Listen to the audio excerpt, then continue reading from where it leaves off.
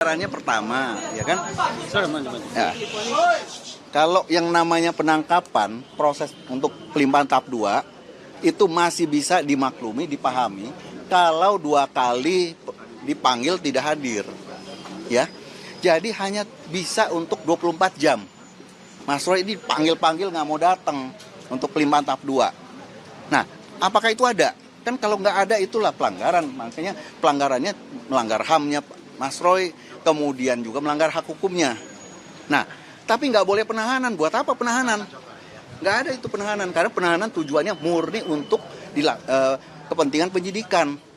Nah, apalagi tadi penahanannya itu yang tadi diperlihatkan dari tim kuasa hukumnya, bahwa di sana ada kata-katanya bahwa itu untuk kepentingan penyidikan dalam 1 kali 24 jam harus dilakukan pemeriksaan. Itu dia pelanggarannya di sana, ya. Tidak mungkin, itu perintah palsu, udah pasti palsu 1000% itu. Ya, saya berani bilang 1000%. Kenapa? Karena penyidikan sudah selesai. Dan faktanya terus untuk dilimpahkan, itu kan sudah bertentangan dengan surat perintah penangkapan. Dasar hukumnya, pertimbangan hukumnya adalah untuk dilimpahkan. Nah, itu pelanggaran, ya.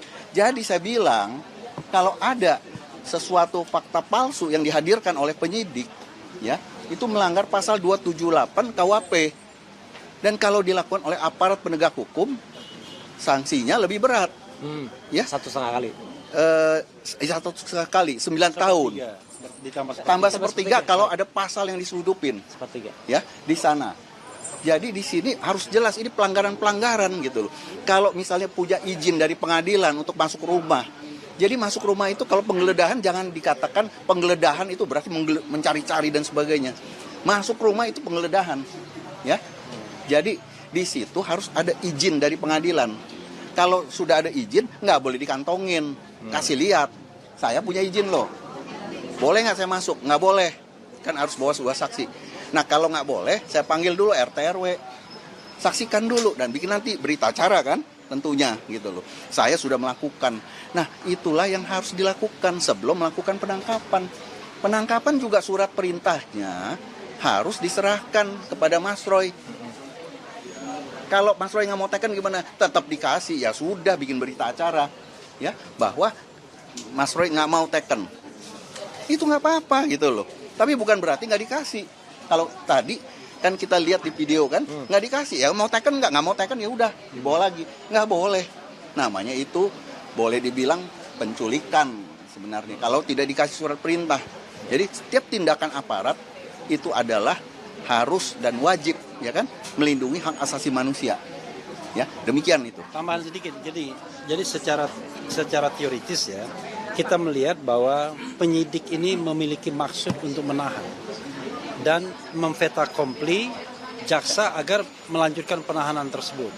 Nah, ini terlalu kentara kalau kita lihat proses mulai dari tanggal 19 Juni kemarin sampai kemudian 21 Juni ketika Mas Roy dan Dr. Tifa akhirnya tidak ditahan, bukan dibebaskan ya, tidak jadi ditahan. Nah, karena itu ya kita mengimbau kepada penyidik ya agar menegakkan hukum yang benar. Karena kita sudah menunjukkan sebagai contoh tadi, surat perintah penahanan itu secara teoritis itu tidak akan bisa dilaksanakan.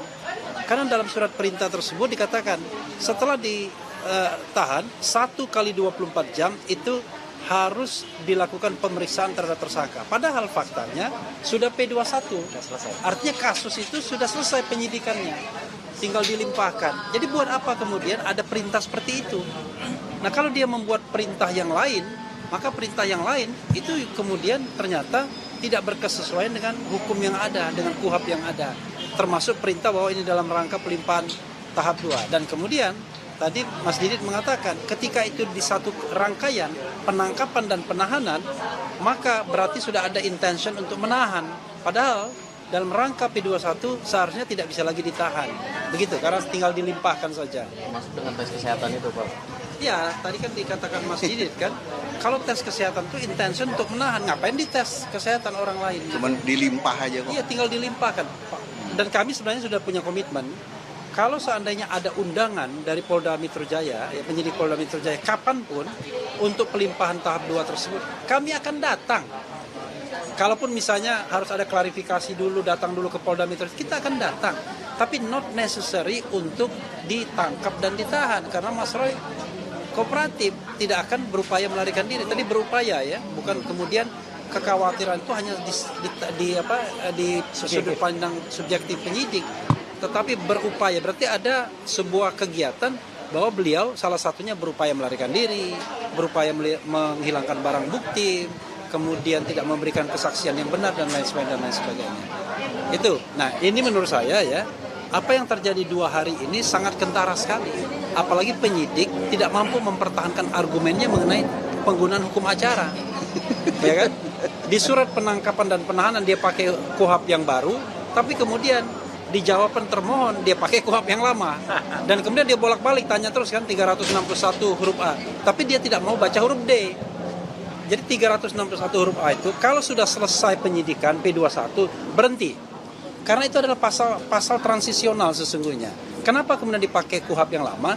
Karena proses penyidikannya sudah dilakukan sebelum berlakunya KUHP baru. Tapi begitu penyidikan selesai penyidikan, maka pasca penyidikan, pos penyidikan itu menggunakan KUHP baru, nggak ada KUHP lama lagi, sudah the end of the history. Nanti dalam pengadilan, waktu proses pemeriksaan, bagaimana kita menilai proses misalnya penyidikannya, batu ujinya pakai KUHP lama, tapi acaranya pakai KUHP yang baru, paham ya? Gitu. Dan kalau pra-peradilannya ini kan dia mendalilkan di pra-peradilan. Jadi kalau yang dimasalahkan oleh Mas Roy misalnya nih, penetapan sebagai tersangka. Nah, itu KUHP lama. KUHP lama, ya kan, pakai KUHP lama. Tapi kalau proses dia tetap KUHP baru. Pra-peradilannya KUHP baru. Apalagi ini dia sudah benar, ya kan? Surat perintah penangkapan, penahanan pakai KUHP baru kan? Itu benar.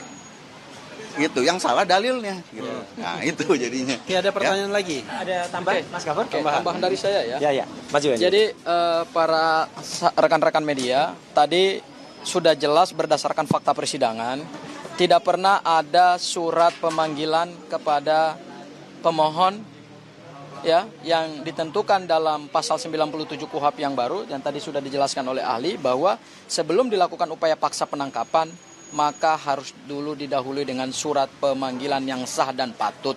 Dan berdasarkan fakta persidangan tadi, beberapa saksi menyatakan bahwa tidak pernah ada pemanggilan dari Polda Metro Jaya. Sehingga sejak dari awal kami melihat bahwa penangkapan, penahanan itu tidak mempunyai dasar yuridis yang jelas.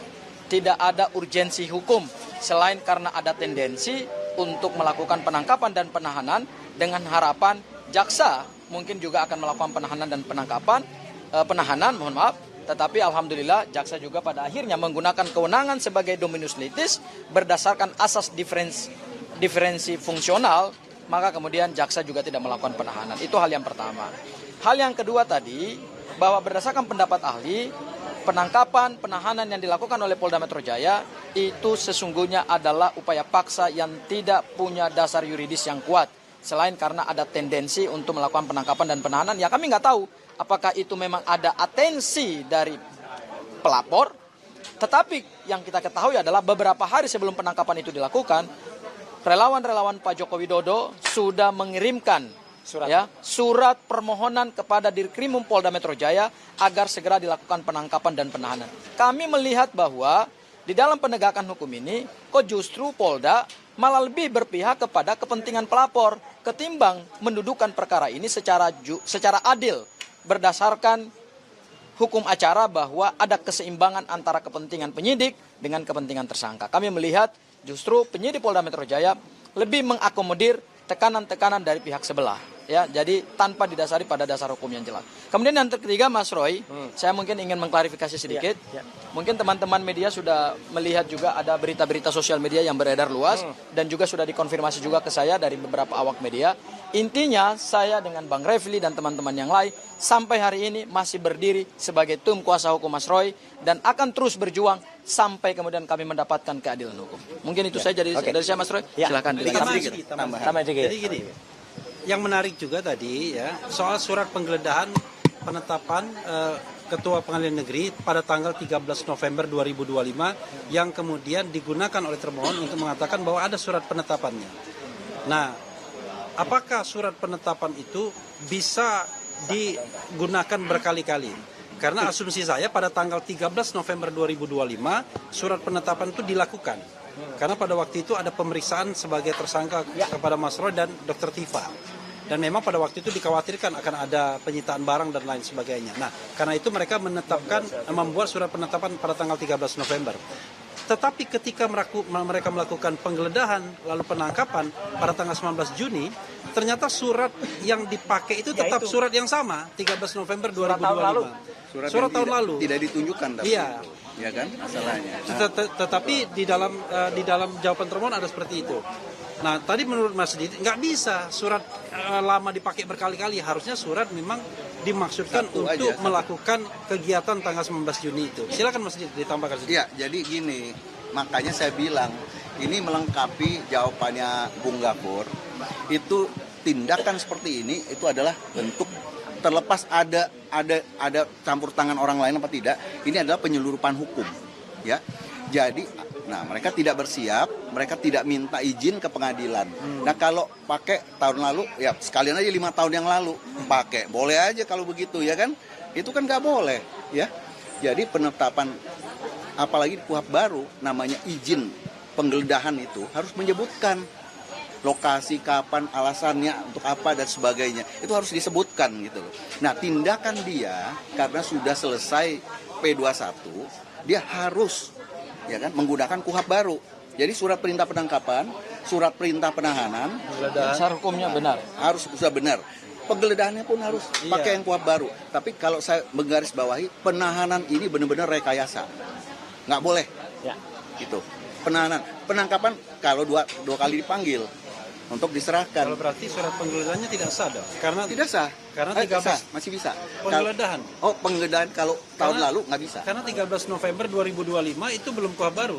Nggak bisa. Nggak bisa. Dan walaupun KUHP-nya tidak berubah, tidak bisa juga. Iya. Gitu loh. Tidak boleh. Apalagi kalau berubah ya. Betul. Apalagi berubah ya. Jadi cacat formil dan material ya. Nah, itu makanya ini menjadi ketidakpastian hukum di sini. Ya. Itu sebenarnya. Cukup. Mas Roy. Oke, Oke, Mas Roy. terakhir yang ingin saya tekankan, tadi dasar-dasar hukumnya sudah jelas ya. Jadi saya ingin sampaikan fakta-faktanya. Jadi sebenarnya seminggu tepat pada saat sebelum terjadi peristiwa tanggal 19 Juni itu, terus terang, saya katakan terus terang, tanggal 15 ya, hari Seninnya, itu saya selalu, mulai minggu itu saya selalu menanyakan kepada rumah, ada surat nggak? Karena apa teman-teman? Teman-teman ingat, ya, selama ini yang disebut P21 itu adalah statement tanggal 2 Juni. Ketika waktu itu para termul itu menanyakan dan juga sudah kemudian ada statement dari Dirkrimum Polda Metro Jaya. Pak Imanuddin waktu itu mengatakan sudah ada komunikasi tapi lesan dan nggak ada tunjukan P21. Maka kami waktu itu pun mempertanyakan mana P21-nya.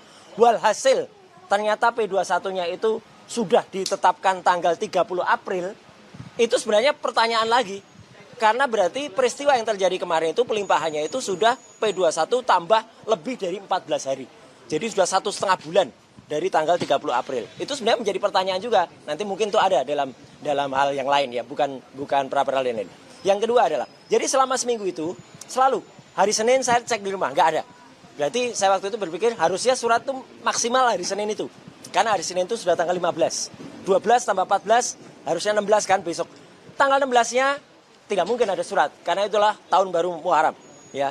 Rabu itulah tanggal 17 itu benar-benar saya yakin kalau ada surat harus hari itu. Maka ketika tanggal 17 hari Rabu itu nggak ada surat, ya sudah, nggak boleh ada pemanggilan atau nggak boleh ada upaya apapun untuk kalau P21-nya dikatakan tanggal 2 Juni. Jadi makanya hari Kamisnya tanggal 18 saya keluar kota gitu dan nggak ada soal. Karena apa? Oh ya, hari Senin tanggal 16 itu saya melakukan wajib lapor. Dan ketika saya wajib lapor, saya sempat di situ ada banyak petugas.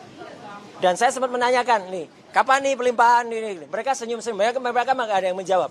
Tapi mereka senyum, artinya kalau sebenarnya ada rencana pada hari Jumat itu akan ada pelimpahan, ya sebaiknya mereka tanyakan, Pak siap-siap aja ya dalam 1-2 hari ini ada pelimpahan. Itu jauh lebih bagus, lebih sopan, dan itu patut dan layak. Andai kata waktu itu akan dilakukan surat. Jadi faktanya sampai dengan Kamis tidak ada surat sama sekali. Sehingga ketika saya ke Bandung itu ya udah saya berangkat dengan tenang, nggak ada surat. Saya baru pulang dari Bandung jam 2 pagi. peristiwanya seperti yang sudah sering saya ceritakan, ya. Jadi pagi hari tiba-tiba tadi. Nah, ada tadi beberapa pertanyaan yang ketiga. Kenapa CCTV nggak ditampilkan? Saya kemarin sempat melihat beberapa CCTV. Justru akan menimbulkan pertanyaan karena di CCTV itu nggak ada suaranya. Ya, CCTV rumah saya nggak ada suaranya. Jadi lebih baik yang tadi yang ada suara yang jelas itu. Suara istri saya menyatakan tidak sah, ini ilegal. Kemudian terdengar juga, ya, borgol terdengar kalimat itu, ya, dan terlihat dengan sangat jelas bagaimana suasana kamar tidur ketika keluar pertama kali. Dan memang itu terus ada suaranya. Dan dari rekaman tadi ada 3 potong rekaman, ya 2 potong itu rekaman di rumah saya, 1 potong rekaman di rumah sakit. Itu clear betul. Dilakukan memang oleh orang yang berada di situ dan suaranya masuk. Dan terlihat jelas juga Pak di rumah. Tidak ada petugas RT ataupun RW. Dan saya sudah punya buktinya juga. Bahwa sore hari tanggal 19 istri saya udah langsung komunikasi dengan Pak RT. Ya, gitu. Itu sebenarnya mau kita akan jadi bukti juga nanti bahwa tidak ada komunikasi antara RT dengan petugas yang datang ke rumah. Jadi sama sekali padahal itu pelanggaran. Dan jelas tadi yang dikatakan oleh driver saya, ya, dia itu memang pertanyaan menjebak tadi dari termohon, gitu. Yang Anda membuka pintu enggak? Gitu. Ya memang dia membuka, dia buka. Terus dengar nggak? Memencet bel terus berkali-kali. Jadi itu memencet bel terus berkali-kali itu membuat terpaksa membuka gerbang, ya terpaksa membuka gerbang. Dan memang gerbang itu memang akhirnya dibuka oleh driver. Dan tadi yang dikatakan sama, driver saya kemudian ikut. Nah itu ikut tanpa diminta, tanpa diizinkan. Itu ngikut sampai ke kamar tidur. Dan terdengar kan ada berapa orang masuk kamar tidur. Ya 5 orang yang masuk ke sana. Dan andai kata driver saya melarang pun pasti juga kalah kuat atau kalah apalah gitu. Dan terlihat tidak ada sama sekali bukti bahwa surat itu dibuka, ditunjukkan, nggak ada. Ya, surat itu hanya digini-giniin aja, ya, ditunjukkan aja. Dan mapnya pun tertutup, nggak ada map yang berbeda. Saya pun tidak melihat itu. Dan terlihat juga kan, teman-teman bisa lihat, istri saya berkomunikasi dengan kuasa hukum, ya, atau komunikasi dengan untuk bertanya, ini gimana? Dia tidak mau menerima, ya, dibuat video call nggak mau, ya, dia pokoknya terus saja. Jadi itulah banyak sekali pelanggaran-pelanggaran yang terjadi. Dan itu insya Allah akan kita masukkan dalam kesimpulan, ya, gitu Bu Aya dan juga Pak Gafur. Dan itu adalah yang terjadi, ya, seperti itu. Dan saya last but not least, saya ingin mengulangi pernyataan saya, ya, pernyataannya Pak Gafur, ya. Kalau ada berita-berita yang berkembang, dan itu saya tegaskan juga kemarin sore, ketika saya bersama dengan Dr. Tifa, ya, insya Allah kami tetap kompak, kami tetap bersatu. Keberadaan Mas Gafur dan Bu Aya di sini memang atas permintaan saya. Dan pra peradilan ini memang atas permintaan saya. Jadi artinya nanti akan kita clearkan kalau ada statement yang mengatakan pra peradilan ini di luar kuasa hukum Roy Suryo. Tidak. Kuasa hukum saya tetap sama. Tidak ada yang berubah. Kalaupun hanya ada masalah ketidaksepakatan kecil, itu biasa. Tapi yang jelas adalah saya dan Bu Tifa membersamai. Dan sekali lagi, ini petunjuk dari Allah Subhanahu Wa Taala. Ya, sidang besok itu siang. Insya Allah saya akan ke tempat Dr. Tifa dulu. Ya, itu, ya. Karena kita masih sempat jam 9, meskipun mungkin tidak sampai jauh ya, tapi kan mungkin nggak lama ya karena ada pembacaan. Jadi makanya teman-teman, jangan ada yang nyalahkan bahwa peristiwa ini nanti akan panjang, ya, akan pendek. Mau pakai kuhap lama, kuhap baru itu nggak masalah. Mau panjang, mau pendek itu tidak ada masalah sama sekali. Semua itu biar berjalan sesuai dengan hukumnya. Jadi sekali lagi, mau panjang, mau pendek ini, mau panjang. Itu biarkan berjalan sesuai dengan rencana. Ya, rencana apa? Rencana Allah Subhanahu Wa Taala. Sekian, terima kasih. Wassalamualaikum warahmatullahi wabarakatuh.